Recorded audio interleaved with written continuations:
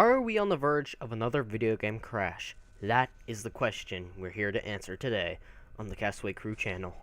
But Castaway, what is a video game crash? Well, if you're asking that, then that tells me you're not an original gamer.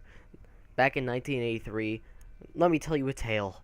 A tale that goes far back in time. A time before 4K was even in existence. And a time when 8-bit was just created. 8-bit was just created. Atari was thriving, and so did their rivals in television, and basically every third-party console there was out there. There were a million. I guess you can say the Odyssey was. If you don't know what that is, just Google Angry Video Game Nerd. That will clear up all the confusion, because his channel is amazing. It's unstoppable so far. But either way, the thing about the video game crash, there were so many crap games coming out that the whole market crashed. It was basically like a big old stock market crash, you know? Everyone was on the streets, game developers.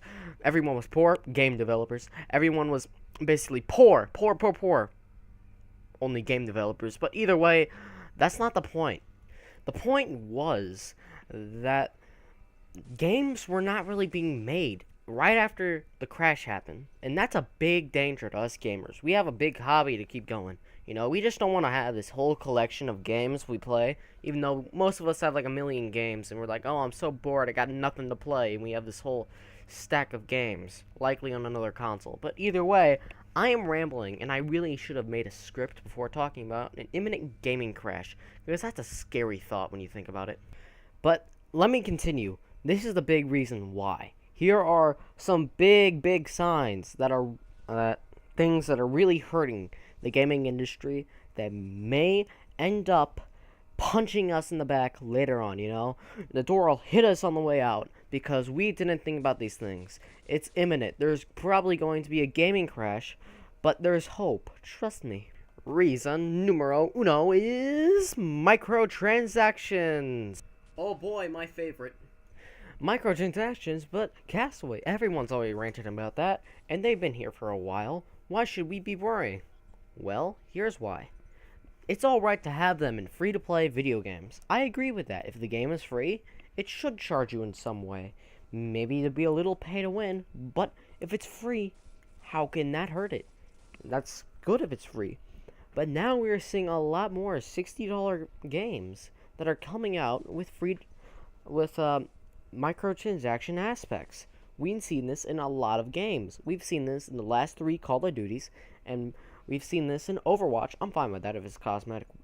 We've seen this in so many games, like even Counter-Strike Go, where virtual items are worth hundreds of dollars. We've even seen a lot of pay-to-win aspects in other games as well. This is going to make it so every developer will want to make a game that has microtransactions in it every time, making almost every game that comes out pay-to-win in a nutshell.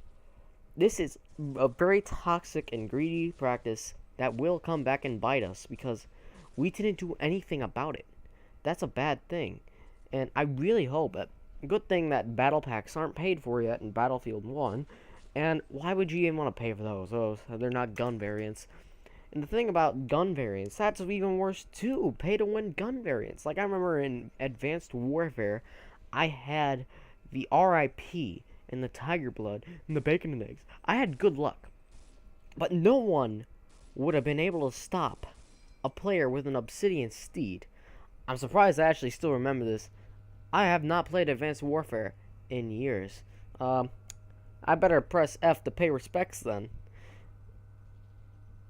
That joke wasn't ironic. I need help. Míos Dios, reason dos. Now, another reason. Season passes and pre-orders. Like, I have no problem. You can spend the money way you want, except you do microtransactions. I'll lose a little respect for you. I don't care. I can't guarantee your safety.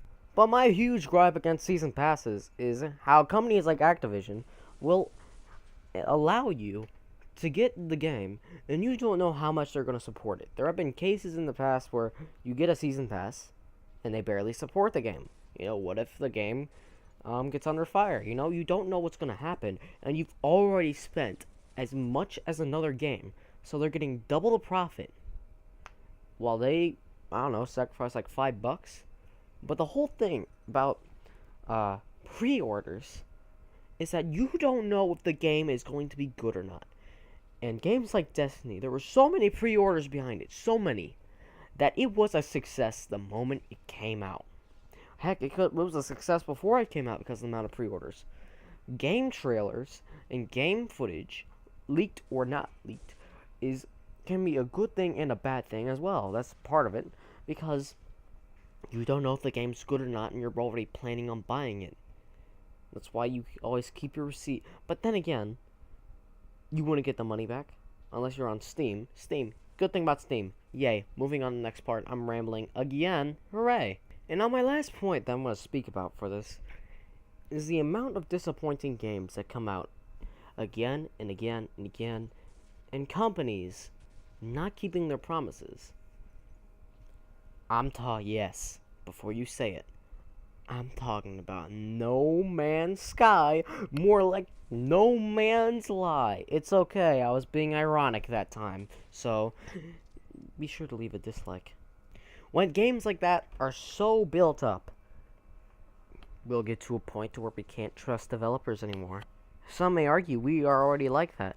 So much cut content from games like Watch Dogs and No Man's Sky, and game companies not promising things. Remember that whole fiasco about mods not being on PS4? Sony really played themselves there. Congratulations, you played yourself. That was a bad thing. And them raising PSN. People are really, really starting to distrust game developers because there's so much background stuff going on. But here's the thing I was talking about hope.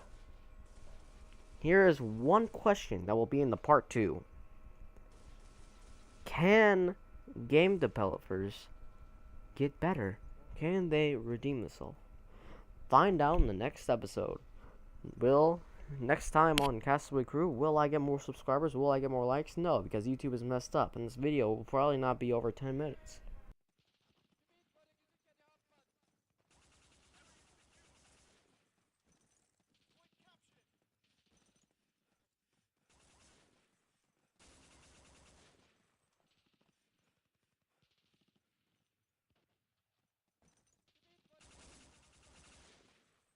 Yes, my son in Bagale.